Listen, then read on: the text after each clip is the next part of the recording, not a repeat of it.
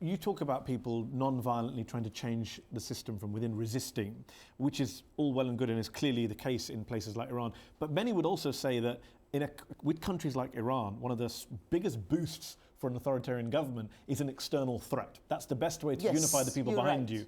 Iran, whether you like Iran or don't like Iran, it's undeniable that it has been threatened and sanctioned and surrounded, and people in this country, the United States, threatening to bomb it, back to this and that. Do you accept that those external military threats haven't been helpful? They're things that should be condemned? They should be condemned. Look at Iraq. I mean, from before the war in Iraq happened, I'm not saying I'm a prophet, but one could see it.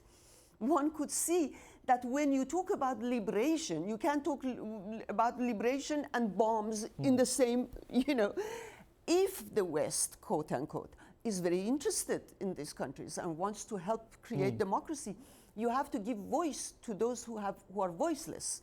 You have to support human rights.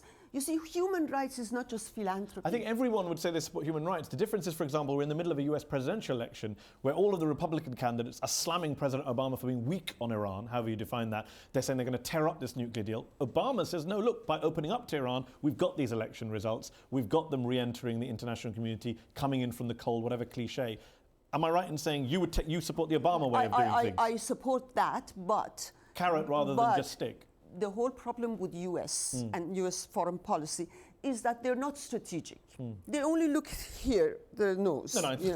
That's a long discussion for another program about the failure of US. I'm asking about the specific Iran policy. What I'm saying is that where President Obama has not been fair is his defense of human rights in Iran. And you cannot acknowledge human rights. Agreed, but do you think defending human rights requires threatening Iran? Because that's how the other party, there are only two parties in this country. So I'm just wondering where you stand.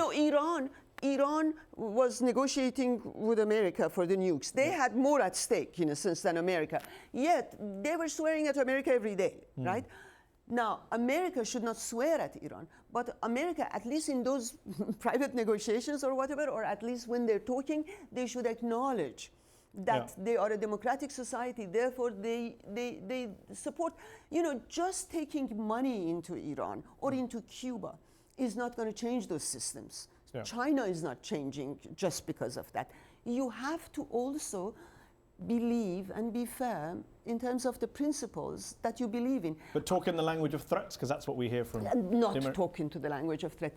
The whole point, you see, I see it as condescending towards Iranian women to say that they really like to be stoned. It's their culture. I don't think anyone says that or they don't say it, but when they say it's their culture, we don't want to talk about. Mr. Larijani came on television and I think it was Farid Zakaria, I'm not sure.